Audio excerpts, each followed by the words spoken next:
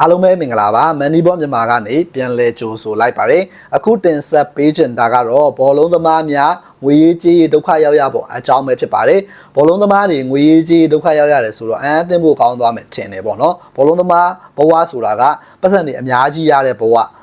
လာစားတွေအများကြီးရတဲ့ဘဝမီလီယံနာဘဝဖြစ်တယ်လို့အားလုံးကလက်ခံထားကြတယ်ဒီအလုပ်ကဝင်ငွေရန်ကောင်းတဲ့အလုပ်ကန်တစ်ခုဖြစ်တယ်လို့အားလုံးကလက်ခံထားကြတယ်ဒါကလည်းမှန်တယ်ဒါပေမဲ့အခြားတစ်ဖက်မှာဘောလုံးသမားတွေရဲ့ finance နဲ့ပတ်သက်တဲ့အတွေ့အကြုံ education နဲ့ပါခြင်းဒီပတ်စံတွေအများကြီးကိုဘယ်လိုကင်တွယ်ရမလဲမသိခြင်းဆုံးဖြတ်ချက်အမှားတွေကနေသူတို့ကိုဒုက္ခရောက်စေတာတွေအများကြီးရှိတယ်ဘောလုံးသမားဘဝကနေသူတို့အနားယူတဲ့အချိန်မှာဒေဝါလီခံရတဲ့ကစားသမားတွေအများကြီးရှိတယ်ပေါ့နော်အဲ့တော့ဒီ PFA ရဲ့ဥက္ကဋ္ဌအဖြစ်တာဝန်ယူဆောင်ရွက်ခဲ့မှုတဲ့ Gordon Taylor ကတော့ဘောလုံးသမားတွေတဲကအနားယူသွားတဲ့လူတွေတဲက 10% 20% လောက်ဟာ bankrupt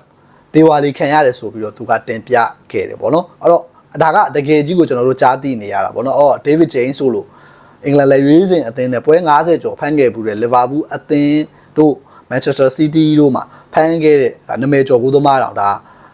ဘန်ကရတ်ဖြစ်ခဲ့တယ်ပေါ့နော်ဒေဝါလီခံခဲ့ရတယ်အဲ့လိုမျိုးနာမည်ကျော်တွေအများကြီးဒါရှိခဲ့တယ်ဒေးဗစ်ဂျိမ်းရှိမယ်လီဟင်ဒရီရှိမယ်လီဟင်ဒရီဆိုရင်ဒါပရီးမီးယားလိရဲ့နာမည်ကျော်ကွင်းလယ်ကစားသမားတစ်ယောက်ဖြစ်တယ်အက်စတွန်ဗီလာအသင်းနဲ့ကြော်ကြတယ်လီဟင်ဒရီဆိုရင်ကိုတက်သေးဖို့အတွက်9ချိန်6ချိန်လောက်စူးစမ်းခဲ့ဘူးတယ်ဘာလို့လဲဆိုတော့သူ့မှာဒီအကျွေးပြဿနာတွေဒီအခွန်ပြဿနာတွေအများကြီးနဲ့တိုင်ပတ်နေပြီးတော့ဒေဝါလီခံခဲ့ရလို့သူကကစားနေစဉ်အတွင်းမှာပဲဒေဝါလီခံခဲ့ရတာဖြစ်တယ်ပေါ့နော်အဲ့လိုဒုက္ခရောက်ခဲ့ပြီးတော့ကိုတက်သေးဖို့တော့စူးစမ်းခဲ့ပြီးတော့ depression တွေဝင်တယ်ဘာလို့လဲဆိုတော့ငွေရေးကြေးရသူတို့မကင်တွယ်နိုင်ဘူးမကင်တွယ်တတ်ဘူး Manchester United ရဲ့နာမည်ကျော် West Brom ဆိုရင်လည်းအဲ့လိုပဲ test နဲ့ပတ်သက်ပြီးတော့ဒီသူတို့နိုင်ငံတွေမှာအခွန်တွေကများတယ်ပေါ့နော်အခွန်တွေနဲ့ပတ်သက်ပြီးတော့သူတို့ကမစီမံတတ်ဘူးပြီးတော့ investment တွေလုပ်တဲ့အခါမှာ investment တွေနဲ့ဆက်နွယ်နေတဲ့ test တွေရှိတယ်အဲ့ test တွေကိုသူတို့ရဲ့ရှေ့နေတွေသူတို့ရဲ့အကြံပေးတွေကမှန်ကန်စွာကင်တွယ်မှာမှန်ကန်စွာအကြံပေးမှာဒီကစားသမားတွေဟာအဲ့ဒီအကြံပေးမှုအတိုင်းလိုက်ပြီးတော့ဒီဟန်ချက်မပြတ်ရင်းနှီးမြှုပ်နှံနိုင်မှာဖြစ်တယ်ပေါ့နော်ဒါပေမဲ့ဘောလုံးသမားတွေကသူတို့ကိုယ်နိုင်ကအဲ့ဒီ knowledge ကအရန်နေလွန်းတဲ့အတွက်သူများတွေအကြံပေးသလောက်ပဲရကြတယ်အဲ့တော့အကြံပေးရဲ့လူကဒီလွဲနေပြီအကြံပေးရဲ့လူကသူတို့အကျိုးစီးပွားကိုပဲသူတို့ကြည့်သွားတယ်ဆိုရင်ဘောလုံးသမားတွေဒုက္ခရောက်တယ်အဲ့တော့ဘောလုံးသမားအရောက်ပေါင်းများစွာအဲ့လိုနီးနဲ့ဒုက္ခရောက်ခဲ့တယ်လက်ရှိအချိန်မှာတော့အင်္ဂလန်မှာကြော်ကြားနေတာ V11 group ဆိုပြီးတော့ပေါ့နော်အဲ့တော့ V11 group ဆိုတာကကြတော့ဒီလိုမျိုးဒီ investment နဲ့ပတ်သက်တဲ့ advisor တွေရဲ့ဒီလှည့်ဖျားမှုသို့မဟုတ်အယုံသွင်းမှုကြောင့်ဆုံးရှုံးရတာပေါ့နော်အဲ့တော့ဆုံးရှုံးရတာကတော်တော်လေးကိုများတယ် sport နဲ့ပတ်သက်တဲ့ကစားသမားပေါင်းအယောက်989ယောက်ဟာဒီလိုမျိုး scheme တွေကြောင့်ဒုက္ခရောက်ခဲ့ရတာလို့ကျွန်တော်တို့ဒီသတင်းတွေကတောက်လျှောက်တက်လာနေရပေါ့နော်စုစုပေါင်းဆုံးရှုံးခဲ့တဲ့ငွေကပေါင်418တန်းအထိရှိရဆိုပြီးတော့သိရတယ်အဲ့တော့အဲ့ဒီ V11 group မှာဒီတော်တော်လေးအတန်ကျဲလောင်ဆိုတာပါဝင်နေတာကတော့ Danny Murphy ပြီးတော့ခုနလိုမျိုးဆုံးရှုံးခဲ့တဲ့အထဲမှာပါဝင်ခဲ့တဲ့ကစားသမားတွေအဖြစ်ဝေးရိုနီတို့ရီယိုဖာဒီနန်တို့ပါဝင်နေတယ်ရီယိုဖာဒီနန်ဆိုရင်သူကိုယ်တိုင်အောင်မြင်တဲ့စီးပွားရေးလုပ်ငန်းတွေပါလှုပ်ဆောင်နေတဲ့ပုံကိုတစ်ယောက်ဒါပေမဲ့သူတော့မနူးမနဲ့အရွယ်တုန်းကခံခဲ့ရတယ်ဆိုတော့အခြေအနေကိုဒီသတင်းတွေကနေကျွန်တော်တို့တွေ့မြင်နိုင်တယ်ပေါ့နော်အဲ့တော့ဒီဟာကဘယ်လိုဖြစ်တယ်လဲဆိုတော့ V11 နဲ့တိုက်ရိုက်ပတ်သက်နေတာက Kingsbridge လို့ခေါ်တဲ့ asset management group ပေါ့နော်အဲ့တော့ဒီ Kingsbridge ဟာ1992မှာစတင်တည်ထောင်တယ် Premier League နဲ့တူတူပဲပြီးတော့ Kingsbridge က League Manager Association ဆိုတဲ့ LMA အဲ့ website ကိုလည်းထောင်ပေးထားတယ် LMA နဲ့ကြီးမားတဲ့ဆက်ဆံမှုလည်းရှိတယ်ဘောလုံးသမားပေါင်းများစွာကလည်းဒီ Kingsbridge နဲ့အလုပ်တွဲလုပ်ကြတယ်အဲ့တော့ဘောလုံးသမားပေါင်း360ဟာအဲ့ဒီအချိန်တွေတုန်းကအလုပ်တွဲလုပ်တယ်ဆိုပြီးတော့ Kingsbridge ကထုတ်ပြန်ထားတယ်ပေါ့နော်ဒါပေမဲ့ Kingsbridge ရဲ့အလုပ်လုပ်ကင်ပုံကဘေးကွန်းထုတ်စရာတွေအများကြီးရှိတယ်အဲ့တော့ဒီအခွန်နဲ့ပတ်သက်တယ်ပထမဆုံးအချိန်မှာဒီ1998 99လို့ကာလတွေမှာအင်္ဂလန်ဟာသူတို့ပြည်တွင်းဒီရုပ်ရှင်ထုတ်လုပ်မှုတွေအတွက်အခွန်တွေလျှော့ပေးမယ်ဆိုပြီးတော့သူစပြီးတော့ပြောတယ်ပေါ့နော်အဲ့တော့အဲ့အခွန်တွေလျှော့ပြီးတော့မှဖြစ်တဲ့အတွက်ဒီမှာယင်းနှိမ့်မြုပ်နှံကြဆိုပြီးတော့အကြံပေးခဲ့တယ်အကြံပေးတော့ခုနဘောလုံးသမားတွေကလည်းဝိုင်းပြီးတော့ယင်းနှိမ့်မြုပ်နှံကြတယ်ဒါပေမဲ့နောက်ပိုင်းမှာကျတော့အဲ့အခွန်အမှုတွေကပြန်ပြောင်းတယ်ပြန်ပြောင်းတဲ့အခါမှာအဲ့ဒီယင်းနှိမ့်မြုပ်နှံမှုတွေဟာအခွန်တွေကတက်ပြီးတော့ဘောလုံးသမားတွေရဲ့သူတို့ဒီတက်နိုင်တာတဲ့ပိုတဲ့အခွန်အနေနဲ့အတူသူတို့ဘဝလုံးပါစေတဲ့ပြဿနာတွေဖြစ်ခဲ့တယ်ဒါကအကြံပေးမှုလွဲမှားခြင်းလို့ပြောရမှာပေါ့နော်ပြီးတော့ဒီဆက်ဆိုးတဲ့ပြဿနာရှိသေးတယ်အဲ့ဒါကကြတော့ဒီasset တွေပေါ့နော်ပြောမှဆိုရင်တော့အိမ်တွေဝယ်တာပါ property တွေပေါ့အဲ့တော့တခြားဒီ Florida တို့မှာဝယ်တာမျိုးရှိတယ်ပြီးတော့ဒီ Spain နိုင်ငံမှာဝယ်တာမျိုးရှိတယ်အဲ့လိုဝယ်တဲ့အချိန်မှာဒီဂျင်းထဲတာပေါ့နော်ဒါကတော့ဒီ BBC ရဲ့ documentary ကနေကျွန်တော်တို့သိရှိထားရတာကဒီခုန asset management Kingsbridge ရဲ့ပိုင်ရှင်2ယောက်တီဆိုင်သူ2ယောက်ဟာကစားသမားတွေကိုဒီပေါင်သိန်းကနန်းနဲ့ချီတဲ့အိမ်တွေကိုရောင်းချခဲ့တယ် ရောင်းချခဲ့တဲ့နေရာမှာစားသမားတွေရောဒီဟာဝယ်ပြီးလိုက်လို့ထင်တယ်တကယ်တမ်းကျတော့အဲ့အိမ်တွေကသူတို့ဝယ်ထားတဲ့အိမ်တွေသူတို့ဝယ်ထားတဲ့အိမ်တွေကိုဘယ်ကုမ္ပဏီကထိန်းချုပ်ထားလဲဆိုတော့သူတို့မိန်းမတွေရဲ့ကုမ္ပဏီကထိန်းချုပ်ထားတယ်အဲ့ဒီအိမ်တွေကိုပြောမယ်ဆိုရင်ပုံမှန်ရှိနေတဲ့ဈေးနှုန်းတွေပိုတဲ့နှုန်းနဲ့ခုနကစားသမားတွေကိုရောင်းချခဲ့တာဖြစ်တယ်ပြောမယ်ဆိုရင် conflict of interest ကဒီထဲမှာရှိနေဒါပေမဲ့ကစားသမားတွေကဒါအောင်မသိဘူးသူတို့ကသူတို့ရဲ့အကြံပေး financial advisor တွေရဲ့ဒီ asset management ရဲ့အကြံပေးမှုအတိုင်းသူတို့က live လန်ဆောင်ရွက်ခဲ့တာပေါ့နော်အဲ့တော့ဝယ်ယူခဲ့ပေမဲ့နောက်ပိုင်းမှာကျတော့ဒီအားလုံးလက်သိရဲ့အတိုင်း2008မှာ financial crisis တွေဖြစ်တယ်ပေါ့နော် HMB အမေရိကန်နိုင်ငံကနေဒီကဘာအကြီးကိုရိုက်ခတ်တယ်ကဘာစီးပွားပြတ်ကတ်လိုမျိုးဖြစ်ခဲ့တယ်အဲ့တော့ဖြစ်ခဲ့တဲ့အချိန်မှာခုနအိမ်ဈေးကြီးလည်းဒါထိုးကြတယ်ပေါ့ထိုးကြတဲ့အခါမှာကစားသမားရဲ့အနေနဲ့အကြီးအကျယ်ဆုံးရှုံးခဲ့တယ်ဒီလိုပဲ Florida မှာဆိုရင်လည်းဒါကစားသမားတစ်ယောက်ကိုခုန asset management ကပုံကိုယ်တွေ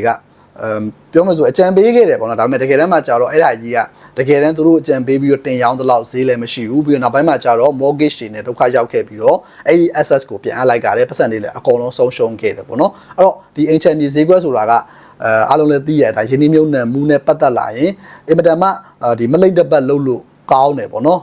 ်အားလုံးလည်းကြည့်လို့ကြားလိုက်မှာ The Big Short ဆိုတဲ့ရုပ်ရှင်ကားပေါ့နော်အဲ့တော့ The Big Short ရုပ်ရှင်ထဲမှာတော့ဒီ ancient ဈေးကွက်အကြောင်း ancient bubble အကြောင်းပြီးတော့ဒီ financial crisis အကြောင်းတွေပါတယ်ပေါ့လေအဲ့တော့ဒီ Big Short ကို Moneyball ရေးတဲ့စာရေးဆရာကပဲရေးတာ Michael Lewis ကပဲရေးတာပေါ့နော်အဲ့တော့Moneyball မှာ Brad Pitt ပေါ့နော်ဒီ The Big Short မှာတော့ Christian Bale ပေါင်တရုပ်ဆောင်ထားတယ်အဲ့တော့ဒီဟာကလည်းစိတ်ဝင်စားဖို့ကောင်းတဲ့ရုပ်ရှင်တစ်ခုဖြစ်တယ်ဒီ ancient မြေနဲ့လည်းပတ်သက်ပြီးတော့အများကြီးရှင်းပြနိုင်တယ်ပေါ့နော်အဲ့တော့အဲ့ဒီတွေကပုံစံမျိုးပဲဒီအခြေအနေမှာလည်းဖြစ်သွားခဲ့တယ်လို့ကျွန်တော်ကတော့ယူဆတယ်ကျွန်တော်ဒီချက်ပို့တဲ့ information တွေတော့မသိထားရအောင်ပေါ့လေအဲ့တော့အဲ့ဒီအနေအထားနဲ့အတူဘလုံးသမားတွေဒုက္ခရောက်ခဲ့တာဒီ asset management ကဒီ financial advisor တွေရဲ့ဒုက္ခပေးမှုကြောင့်ခုန Danny Murphy အပါအဝင်တခြားသောကစားသမားတွေ Premier League နာမည်ကျော်တွေပါဝင်တယ် Premier League နာမည်ကျော်တွေဆိုတာ1990ကာလကနာမည်ကျော်တွေပေါ့နော်အဲ့တော့ Tommy Johnson တို့လို Aston Villa အသင်းရဲ့ကစားသမားတွေ Rod Wallace တို့လို Leeds United ကကစားသမားတွေဒါသူတို့ဒုက္ခရောက်ခဲ့တယ် Fulham အသင်းရဲ့ဒါ Sean Davis ဒီကစားသမားဆိုရင်အခုဆိုရင်သူစေးတုပ်သမားလုပ်နေရပြီ Decorator လုပ်နေရပြီဘလုံးသမားဘွားအနားယူသွားတယ်ဒါပေမဲ့အကျွေးတွေကရှိနေတော့မယ် test တွေကရှိနေတော့မယ်အခုအဲ့ကိစ္စနဲ့ပတ်သက်ပြီးတော့ဒါ V11 campaign group နဲ့အတူဒီ PM တွေပေါ့နော်သူတို့ရဲ့ဒီအမတ်တွေကအစဒီအချိန်မှာပါဝင်နေရလို့သိရတယ်ဘလုံးသမားတွေရဲ့ဒုက္ခရောက်ရခြင်းထဲမှာဒီအချက်ကပါတယ်ပေါ့နော်အဲ့တော့အကြံပေးသူတွေကဘယ်လောက်ဒုက္ခပေးလဲဆိုရင်ဒီအကြောင်းကို Ryan Babel ပြောမှုတယ် Ryan Babel ကသူ့ပတ်ဝန်းကျင်မှာရှိနေတဲ့မိတ်ဆွေ so called မိတ်ဆွေလို့ပြောမှာပေါ့နော်အဲ့တော့သူဟာဘယ်ပဲတော့သူပဲရှင်းရတာဒီပတ်စံတွေအကုန်လုံးဒီလူတယောက်ချင်းစီအတိုင်းတော့သူပဲရှင်းရပါနောက်ဆုံးမှကျတော့သူမခံနိုင်တော့တဲ့အတွက်သူရဲရဲချင်းနဲ့ထွက်ပြီးတော့ပြောနိုင်တယ်ငါမရှင်းနိုင်တော့ဘူးဆိုပြီးတော့ပြောနိုင်တယ်ပြီးတော့အဲ့လူတွေကအကြံပေးကြတယ်ဟိုဟာဝယ်ပါလားဒီဟာဝယ်ပါလားအဆရှိတဲ့ဖြင့်ဒီကစားသမားကချမ်းသာပြီးတော့ဒီအချိန်မှာတကယ်သူ့ရဲ့ hit ကာလာကိုရောက်နေမှန်းသိတဲ့အချိန်မှာအားလုံးကကတ်ပြီးတော့ဒီသူ့ဘေးနားမှာချွေရန်ကြတယ်ပေါ့နော်ချွေလို့ရန်တယ်ဆိုတဲ့ပုံစံမျိုးဖြစ်ခဲ့ကြတယ်ပေါ့လေအဲ့တော့အဲ့ဒီအကြောင်းကိုဘာဘယ်ပြောခဲ့ဘူးလေအဲ့တော့ဒါကတကယ်ဖြစ်ခဲ့တာပေါ့လေပြောမဆိုရင်ဘလုံးသမားတွေရဲ့ဘဝမှာအမြဲတမ်းဒီအနေအထားမျိုးတွေရှိတယ်ဒီလိုမျိုးအကြံပေးတွေကြောင့်ဖြစ်တဲ့လောက်မဖြစ်တဲ့အနေအထားတွေပေါ့နော်ဒါမက်ဆီလိုကမ္ဘာအကောင်းဆုံးတောင်ကြုံတွေ့ရတယ်မက်ဆီကတကယ်ဆိုရင်သူ့မှာရရှိနေတဲ့ endorsement တွေသူ့ရဲ့လားစာရင်နဲ့ပတ်သက်လာရင်ဒါကမ္ဘာထိပ်ဆုံးထဲမှာရှိတယ်အဲ့တော့ Cristiano Ronaldo ဆိုရင်လည်းအဲ့လိုပဲ Ronaldo ကသူအခြားတစ်ဖက်မှာယင်းနှမြုပ်နှံတယ်အခြားတစ်ဖက်မှာယင်းနှမြုပ်နှံပြီးသူ့ရဲ့စီးပွားရေးလုပ်ငန်းတွေရှိတယ်အောင်လဲအောင်မြင်တယ်လို့သတ်မှတ်လို့ရတယ်မက်ဆီရဲ့စီးပွားရေးလုပ်ငန်းတွေကမအောင်မြင်ဘူးလို့သတ်မှတ်လို့ရတယ်ဘာဖြစ်လို့လဲဆိုတော့မက်ဆီရဲ့ဒီ advisor တွေရဲ့လွဲမှားတဲ့အကြံပေးချက်လွဲမှားတဲ့စီးပွားရေးချင်းကပ်ပုံလို့ပဲပြောရမယ်အဲ့တော့မက်ဆီနဲ့ပတ်သက်လာရင်အဓိကကျတဲ့စီးပွားရေးလုပ်ငန်း၃ခုရှိတယ်အဲ့တော့ MIM ဆိုတဲ့ဒါ hotel လုပ်ငန်းပေါ့နော်အားလုံးလည်းသိကြတယ်စပိန်မှာရှိတယ်အဲ့ဒါကလည်းလုံးမဖြစ်ဘူးပြီးတော့ Messi event pack ဆိုပြီးတော့တရုတ်မှာလုပ်ဖို့စူးစမ်းတယ်ပတ်စံတွေအများကြီးကုန်ကြခံဖို့စူးစမ်းဒါပေမဲ့ COVID ကာလဖြစ်တာရောသူ့ရဲ့ဒီ business idea ကိုကတိတ်ပြီးတော့အလုပ်ဖြစ်မဲ့ပုံစံမရှိဘူးဒါကြောင့်မလို့အခုချိန်ထိကိုဘာမှမသိရသူအစားအစာတော့ပြန်ပြောင်းနေတာကိုကျွန်တော်တို့တွေ့ရလိုက်မယ်ပြီးတော့ Messi store ဆိုတာရှိတယ်ဒီ Messi store ကဒီ Hilfiger ပဲတွေကပဲ Hilfiger တက်ရောက်ပေါ့နော်သူတို့နဲ့ပတ်သက်ပြီးတော့ဒီ fashion ပိုင်းဆိုင်ရာ store တစ်ခုပေါ့အဲ့ဒါကလည်းမအောင်မြင်ဘူးဆိုလိုချင်တာကမက်ဆီခုနောက်ပိုင်းမှာတော့ဒါအမေရိကရောက်ပြီးတော့ဒီဘိုင်းတွေမှာတိုးတက်လာဖို့ရှိနေတယ်မက်ဆီရဲ့စီးပွားရေးလမ်းကြောင်းလည်းပြောင်းသွားတယ်ပေါ့နော်ဒါပေမဲ့လက်ရှိအချိန်မက်ဆီကဖြစ်တင်ဖြစ်ထိုက်တဲ့ဟာကိုမရရှိဘူးဘာဖြစ်လို့လဲဆိုတော့ဒီ advisor တွေရဲ့လွဲမှားမှုကြောင့်အဲ့တော့ဒီအချက်ကကြီးမားတဲ့အချက်အနေနဲ့ပါဝင်တဲ့ဘောလုံးသမားတွေအတွက်ကြီးမားစွာရင်ဆိုင်နေရတဲ့ပြဿနာဖြစ်တယ်ပြီးတော့ဘောလုံးသမားတွေဟာ financial education နဲ့ပတ်သက်လာတော်တော်လေးအားနေတယ်သူတို့ကဘောလုံးပဲကန်နေရတာဘောလုံးတွေပဲစိတ်ကိုသွင်းထားရတာဖြစ်တယ်ပေါ့နော်အဲ့တော့တခြားနဲ့ပတ်သက်လာရင်သူတို့ရဲ့ဒီ expertise ကတော်တော်လေးကိုနဲတာကိုတွေ့ရလိမ့်မယ်ပေါ့နော်အဲ့တော့ဒီ U20 ကမ္ဘာဖလားတော့က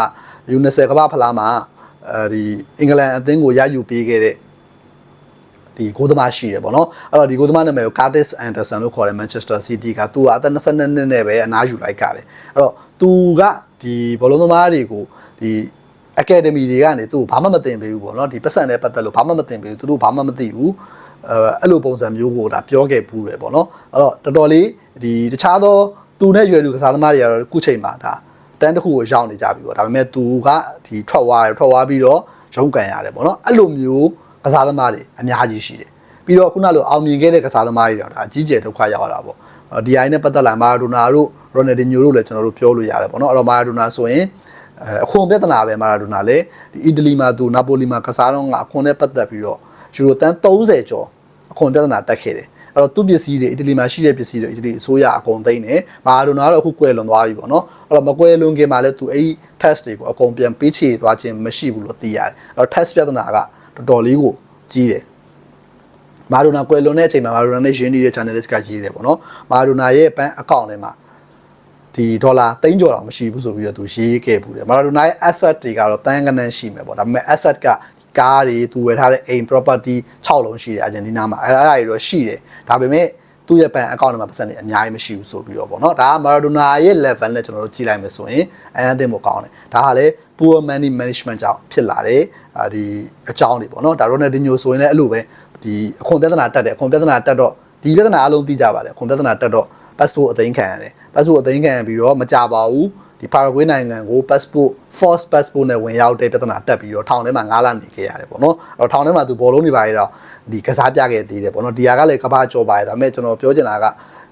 poor management ပေါ့နော်ဘောလုံးသမားတွေ poor management အပိုင်းရှိတယ်ဒါကြီးကကြဲကြဲပြန့်ပြန့်ဖြစ်နေတယ်ကြဲကြဲပြန့်ပြန့်ဖြစ်နေတဲ့နေရာမှာဘောလုံးသမားတွေကိုယ်တိုင် finance education နှိမ့်နာကြောင်းလည်းပါတယ်ပြီးတော့သူတို့ပြင်ပလောကနဲ့တိတ်ပြီးမသိရကြောင်းလည်းပါတယ်နောက်ထပ်တစ်ချက်ကကြတော့သူပတ်ဝန်းကျင်မှာရှိနေတဲ့လူတွေရဲ့